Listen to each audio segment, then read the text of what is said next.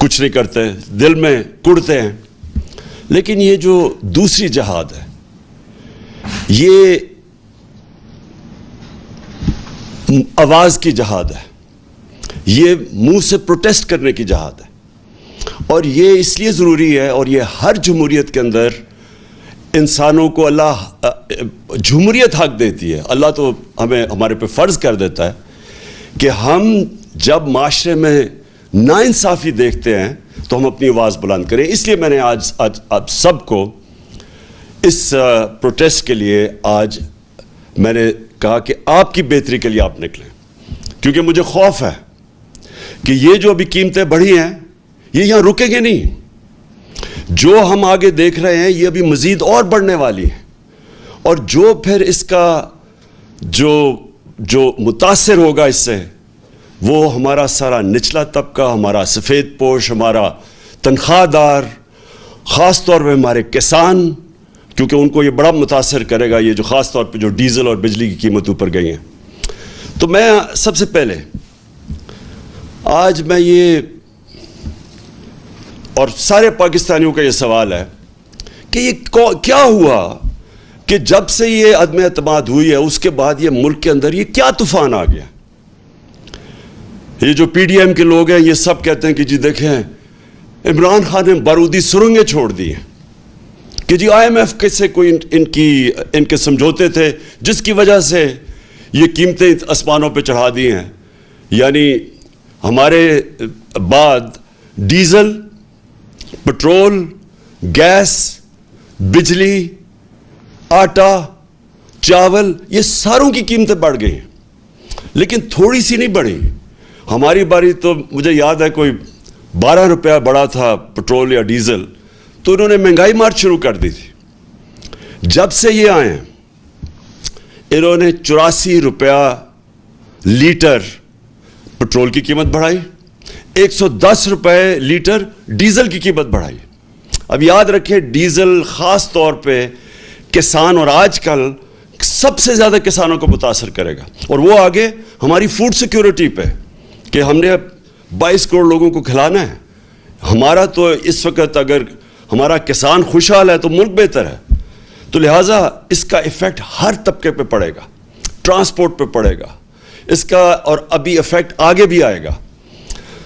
بجلی کے بل آئیں گے لوگوں کے پاس جولائی میں, اس کے بعد لوگوں کو اندازہ ہوگا کہ کتنا بڑا مہنگائی کا ایک بم پھٹا ہے. تو سوال ایک یہ ہے کہ یہ ایک دم اتنی مہنگائی کیوں کی ہے. تو یہ کہتے ہیں کہ جی ہم آئی ایم ایف پروگرام میں تھے. آئی ایم ایف کے پروگرام میں یہ تو 2 مہینے سے ہیں, ہم 2.5 سال سے آئی ایم ایف کے پروگرام میں تھے. کیا ہمارے اوپر پریشر نہیں تھا یہ قیمتیں بڑھانے کا؟ کیا ہم نے نہیں آئی ایم ایف سے ہماری بار بار نیگوسیشنز ہوئی؟ کیا ہم نے اپنے لوگوں کے مفادات کی حفاظت نہیں کی؟ اور یہ کیوں نہیں کر سکتے؟ کیا ہمیں جب انہوں نے کہا تھا کہ پٹرول اور ڈیزل کی قیمت بڑھاؤ تو ہم نے 10 روپے کم کی تھی. کیسے کی تھی؟ ہم نے ادھر ادھر سے پیسے نکالے تھے, ہماری ریکارڈ ٹیکس ہم نے اکٹھا کیا تھا, اور جب ریکارڈ ٹیکس اکٹھا کیا اور پھر ہم نے جگہ کہیں پیٹ کاٹ کے, لیکن ہم نے 200 ارب کی سبسڈی دی ڈیزل اور پٹرول نیچے رکھنے کے لیے, کیونکہ ہمیں پتا تھا کہ جب آپ ڈیزل اور پٹرول بڑھاتے ہیں سب کچھ بڑھ جاتا ہے. 4 روپے یونٹ بجلی کم کی ہم نے, تو اس کے لیے سبسڈی ہم نے نکالی. ہم بھی آئی ایم ایف پروگرام میں تھے, اور یہ یاد رکھیں کہ ہم آئی ایم ایف کے پروگرام میں ہوتے ہوئے ہم نے ہیلتھ کارڈ دیا. پاکستان کی تاریخ کا سب سے بڑا اگر فلائی کام ہے وہ ہیلتھ کارڈ ہے, کہ ہر خاندان کو, ہمارے جتنے صوبے تھے, ہر خاندان کو 10 لاکھ روپیہ ہم نے ہر خاندان کو دیا 1 سال کے لیے ہیلتھ انشورنس. کسی بھی ہسپتال میں علاج کروا سکتے. کبھی پاکستان میں اتنا بڑا پروگرام نہیں آیا. پھر ہم نے کامیاب پاکستان کیا, اور کامیاب پاکستان میں ہم نے قرضے دیے سود کے بغیر نچلے طبقوں کو. ہم نے احساس کے پروگرامز کی سب سے زیادہ پیسہ خرچ کیا احساس پہ. احساس راشن کیا کہ لوگوں کو, ہم نے نچلے طبقے کو 1.5 کروڑ گھرانوں کو, 1.5 کروڑ گھرانوں کو ہم نے احساس راشن کارڈ دیا کہ وہ جا کے آٹا, گھی اور چینی وہ ایک ڈسکاؤنٹ پہ لے سکیں کریانہ سٹور سے. تو یہ ساری چیزیں ہم بھی IMF پروگرام میں تھے, اس کے باوجود ہم نے اپنے قوم کا دھیان رکھا. ہم نے کوشش کی کہ لوگوں کے اوپر پریشر نہ پڑے. یہ کہتے ہیں کہ جناب دنیا میں عالمی مہنگائی ہو گئی. عالمی مہنگائی تو پچھلی گرمیوں سے ہے. یہ جو ساری قیمتیں بڑھی ہیں یہ تو پچھلی گرمیوں سے بڑھ رہی ہیں. تو یہ ہمیں بھی سارا کچھ فیس کیا. کہنے کا مقصد یہ ہے کہ آج یہ کیا اتنا بڑا طوفان آیا کہ ہماری مہنگائی بھی آسمانوں پہ چلی گئی اور مزید اور جانی ہے. اور اس کے بعد جو ہماری معیشت ہے, جو نقصان ادھر ہو رہا ہے. یہ جب کہتے ہیں کہ جی ہمیں بڑا مشکل برا پاکستان ملا, برا تو ہمیں ملا تھا مشکل وقت. یہ چھوڑ کے گئے تھے جو اصل بارودی سرنگ تھی, اس کو کہتے ہیں کرنٹ اکاؤنٹ ڈیفیسٹ, بیرونی خسارہ, کیونکہ وہ ڈالرز کے اندر خسارہ ہوتا ہے. پاکستان کی تاریخ کا یہ سب سے بڑا خسارہ چھوڑ کے گئے تھے, 20 ارب ڈالر. اس کے باوجود تیسرے سال میں ہم بالکل خسارہ کم کر چکے تھے, اور خسارہ بھی کم کیا, اور 5.6% پہ ہماری اکانومی بڑھ رہی تھی. اور یہ یاد رکھیں کہ یہ کرونا کا سال تھا, اور اس سے جو 2 سال کرونا کے تھے, دوسرا اور تیسرا ہمارا سال کرونا کا سال تھا.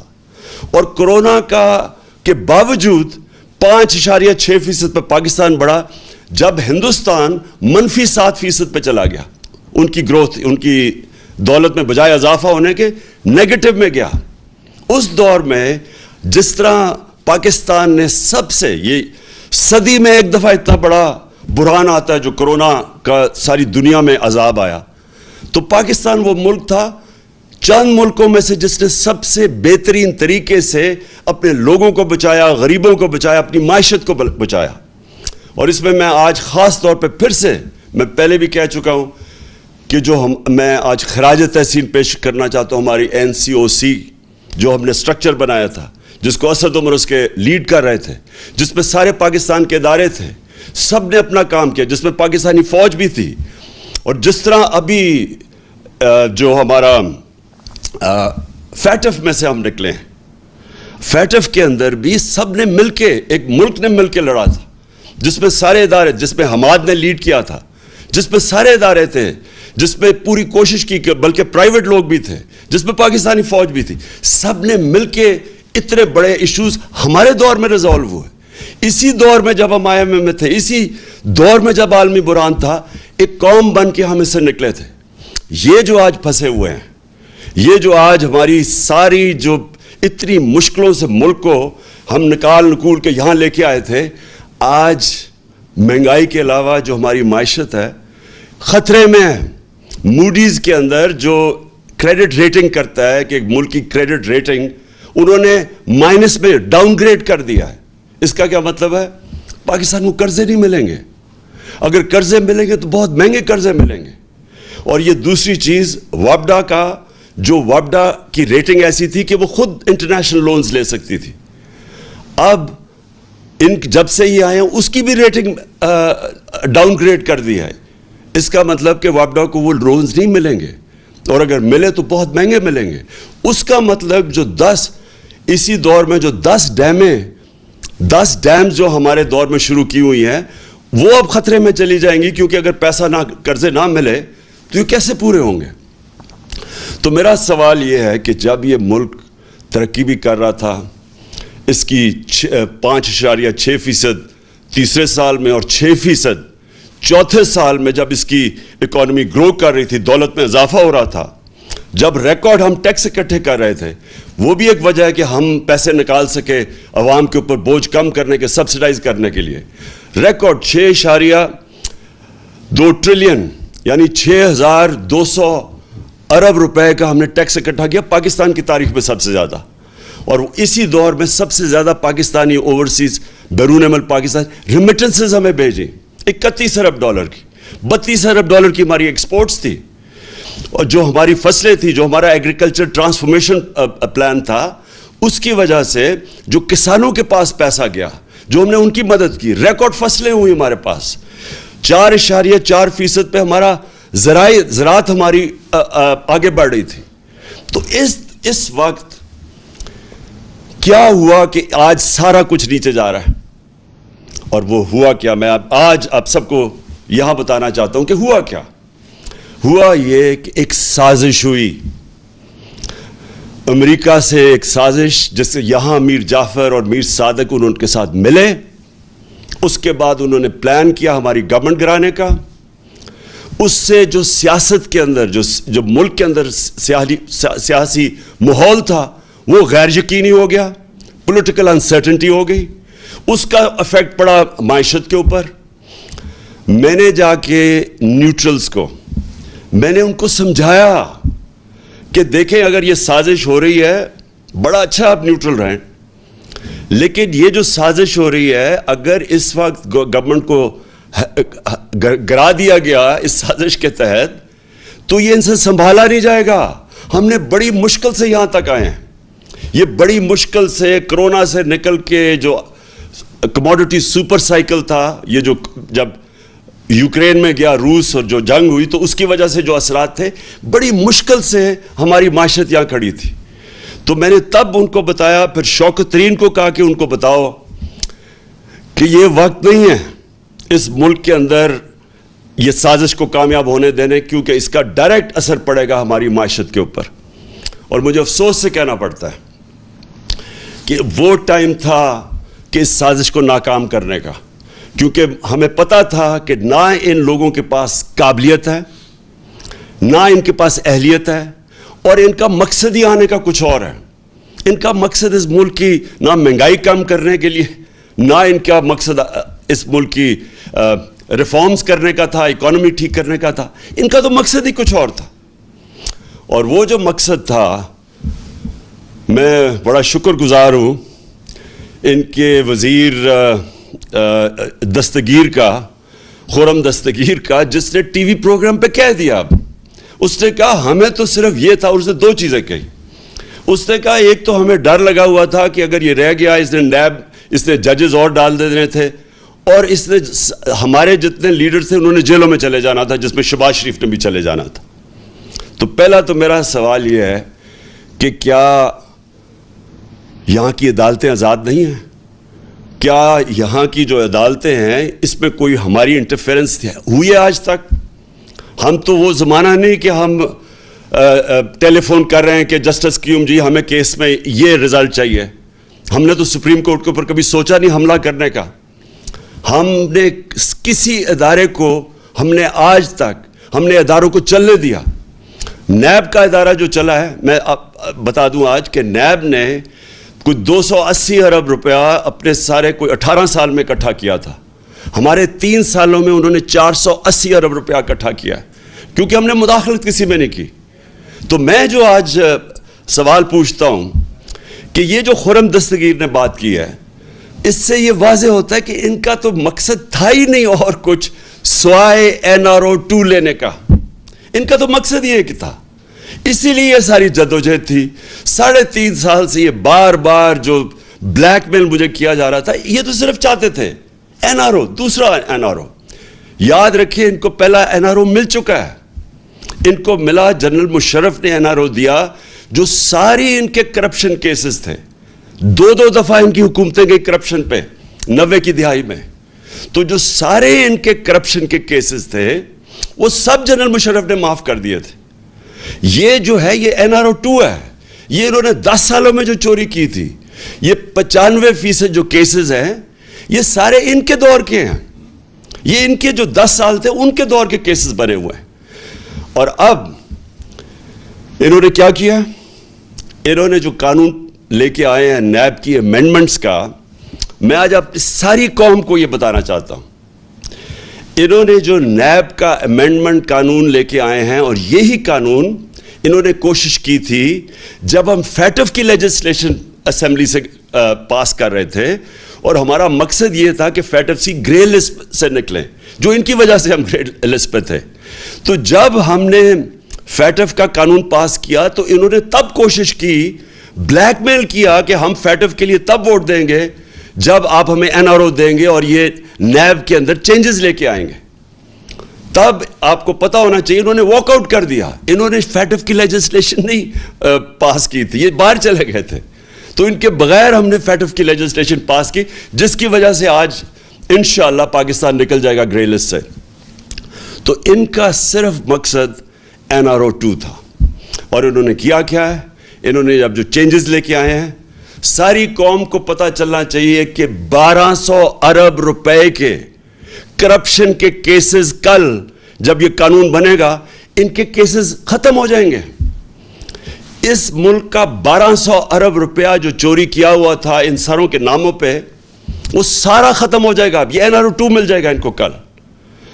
اب سوال یہ ہے کہ یہ جب کہتے کہ جی ہم بے بس ہیں, میرا ان سے سوال یہ ہے کہ اگر آپ سنسیئر ہیں اس ملک سے, تو کیا آپ کو یہ جو 1200 ارب ہے اس میں سے اگر آپ یہ معاف کروا رہے ہیں, سوچیں یہ اس کا 400 ارب آ جائے تو ہم پھر بجلی کی قیمت نیچے لا سکتے ہیں.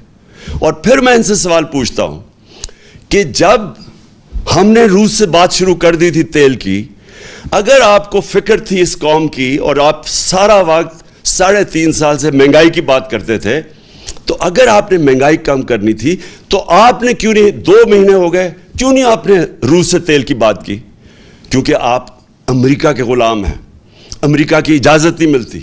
ہم نے جب تیل سبسڈائز کیا تھا تو ہمارا پوری کوشش یہ تھی کہ اس کے بعد ہم روس سے سستا تیل لیں گے جو ہندوستان لے رہا ہے, جو سری لنکا لینے لگا ہے, جو بنگلہ دیش لینے لگا ہے. ہم نے بھی روس سے تیل لینا تھا اور اس سے پھر ہم نے لوگوں کے اوپر بوجھ نہیں آنے دینا تھا. انہوں نے بجائے وہ لینے کے روس سے تیل, کیونکہ ان کے جن کے یہ غلام ہیں ان کا حکم نہیں ہے ان کو, لہٰذا عوام کے اوپر بوجھ ڈال دیا. اصل مقصد جس کے لیے یہ آئے تھے وہ اب آپ کے سامنے آ گیا. NRO انہوں نے لینا تھا, NRO2 اب انہوں نے خود ہی اپنے آپ کو دے دیا ہے, اور اس سے 1200 ارب روپیہ اس قوم کا یہ ہضم کر جائیں گے.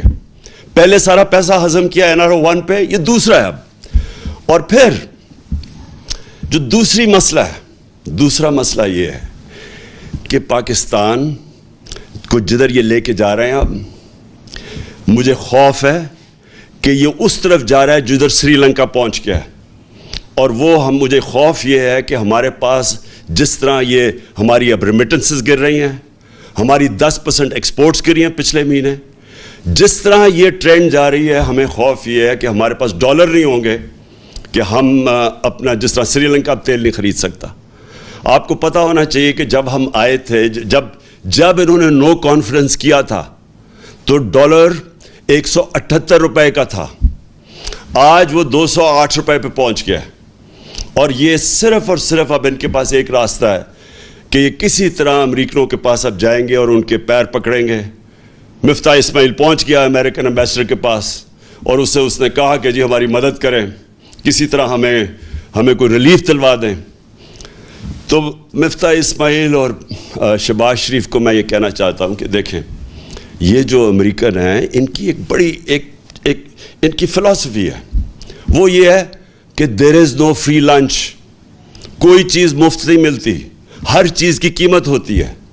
تو جو وہ قیمت آپ سے وصول کریں گے وہ ہمیں خدشہ ہے, وہ ہماری ساورنٹی کی قیمت ہوگی, وہ ہماری حقیقی آزادی کی قیمت لی جائے گی. اور اس قیمت, وہ جو قیمت ہے وہ ابھی سے نظر آنا شروع ہو گیا کہ یہ تیار ہو گئے وہ قیمت دینے کے لیے. بلاول بھٹو نے کہا کہ جی ہندوستان سے ہمیں تعلقات اچھے رکھنے چاہیے, ہم بھی اچھے رکھنے چاہتے تھے ہندوستان سے تعلقات. لیکن جب انہوں نے 5 اگست 2019 کو کشمیریوں کی سٹیٹ ہوڈ لی, جب انہوں نے جو کشمیریوں کو وہ جو آرٹیکل ان کا 360 جو بھی آرٹیکل تھا وہ ختم کیا, جب انہوں نے ان کا سٹیٹس لیا, وہ یاد رکھیں وہ یونائٹڈ نیشن سیکیورٹی کاؤنسلز کی ریزولوشن کی خلاف ورزی تھی, انٹرنیشنل لاء توڑا, تو تب ہم نے ان سے رشتہ توڑا. ہم نے بھی کوشش کی تب اس سے پہلے دوستی کی. تو اگر آج یہ ہندوستان سے تعلقات ٹھیک کرتے ہیں تو یہ یاد رکھیں یہ کشمیریوں نے جو قربانیاں دی ہیں وہ ساری ان کی قربانیوں کی قبروں کے اوپر یہ کریں گے. اور دوسری چیز, ایک اور ان کا مانڈوی والا, اس کی سٹیٹمنٹ میں دیکھ رہا تھا, اس نے کہا کہ اسرائیل سے کیوں نہیں, ہمیں اپنے مفادات کا سوچنا چاہیے. یہ بھی اسی ایجنڈا کا حصہ ہے جس سے یہ رجیم چینج کی گئی تھی.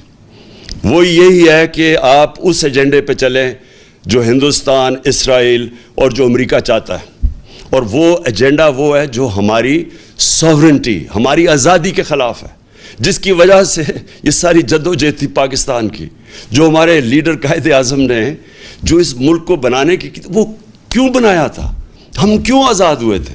تو اگر یہی کرنا ہے کہ جا کے اپنی ساری نظریے کو، اس سب کو دفن کرنا ہے، اس لیے کہ یہاں ملک کے اوپر وہ چور اور ڈاکو آ گئے ہیں جن کے سارے پیسے باہر پڑے ہیں، ان کے اربوں ڈالر باہر پڑے ہوئے ہیں.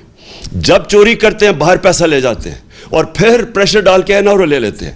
یہ لوگ جب تک ہیں، میں آج اب سارے پاکستانیوں کا آپ سب کو کہنا چاہتا ہوں، اگر یہ لوگ اس ملک کے اوپر مسلط رہے، یہ صرف تب رہیں گے کہ اس ملک کے سارے اداروں کو دفن کریں گے، اس ملک کے سارے انصاف کے اداروں کو دفن کریں گے. نیب تو ہوگی دفن، FIO ہوگی دفن، سرکاری نوکروں کو آپ نے دیکھ لیا کہ انہوں نے کیسے بھرتیاں چینج کی ہیں، میرٹ ختم ہو گئی.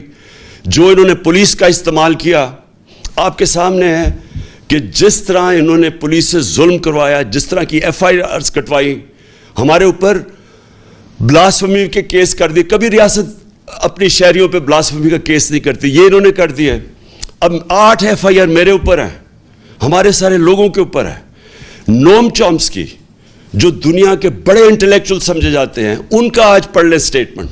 انہوں نے شہباز شریف کو خط لکھا ہے کہ یہ آپ سارے انسانی حقوق کی خلاف ورزی، آپ جمہوریت تباہ کر رہے ہیں اپنے ملک کی، اور یہ رہ گئے تو یہ جمہوریت، ایک جمہوریت کا جتنا بھی جس کے اوپر جمہوریت کھڑی ہوئی ہے سب ختم کریں گے. یہ جو جس طرف جا رہے ہیں، الیکشن کمیشن کو انہوں نے ساتھ ملایا ہے. پنجاب کے اندر جو الیکشن ہے، وہ ابھی جو بائی الیکشنز ہیں، ابھی سے ہی میچ فکس کرنے کی ساری تیاریاں ہیں. ہمیں ساری خبریں آ رہی ہیں. پولیس کا جو استعمال کریں گے اور کر رہے ہیں.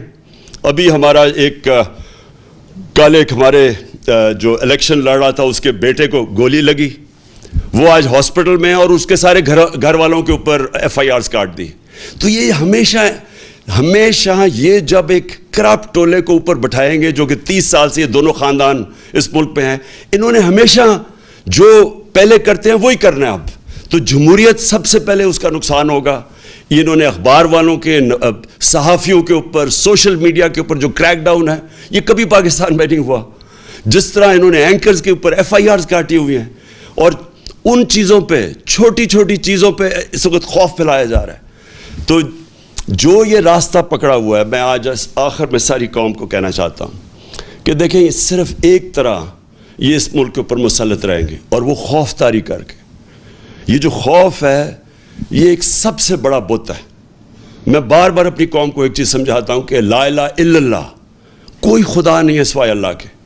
یہ جو ایک خوف کا بت ہے، یہ اس طرح کے لوگ جو کرپٹ لوگ ہیں، جن کی ہمیں ساری تاریخ پتہ ہے، باہر بیٹھے ہوئے ان کے لیڈرز، پیسے باہر بیٹھے ہوئے ہیں، وہاں سے بیٹھ کے اس ملک کو کنٹرول کر رہے ہیں، اور جدھر ان کے پیسے پڑے ہوئے ہیں وہ ان ملکوں سے ہی کنٹرول ہو رہے ہیں. اس ملک کی نہ انہوں نے آزادی رہنے دی ہے، نہ انہوں نے ادارے چلنے دینے ہیں، نہ انہوں نے جمہوریت چلنے دینی ہے. انہوں نے جتنی دیر یہ آئیں گے اس ملک کو مزید اور نقصان پہنچائیں گے، صرف اپنے آپ کو اوپر مسلط کرنے کے لیے. لہٰذا ہم سب نے مل کے، ساری قوم نے مل کے ہم نے جدوجہد کرنی ہے. آپ نے سب نے تیاری کرنی ہے. میں آپ کو کال دوں گا. ہم نے مسلسل جو ہمارا حق ہے، ہمارا آئینی حق ہے پرامن احتجاج، وہ ہم کریں گے، اور وہ ہم تب تک کریں گے جب تک ہمیں صاف اور شفاف الیکشنز کی ڈیٹ نہیں ملتی. میں پھر سے کہہ رہا ہوں، الیکشنز نہیں، صاف اور شفاف الیکشنز. صاف اور شفاف الیکشنز اگر نہ ہوئے، مزید اور انتشار ہوگا. جس طرح پھر سے میں کہتا ہوں، جو پنجاب کے بائی الیکشنز میں میچ فکس کرنے کی کوشش کی جا رہی ہے، اور جو ملوث ہے اس میں، اگر اس طرح کے الیکشنز کروائے، اس سے ملک مزید اور انتشار کی طرف جائے گا، حالات اور بگڑیں گے.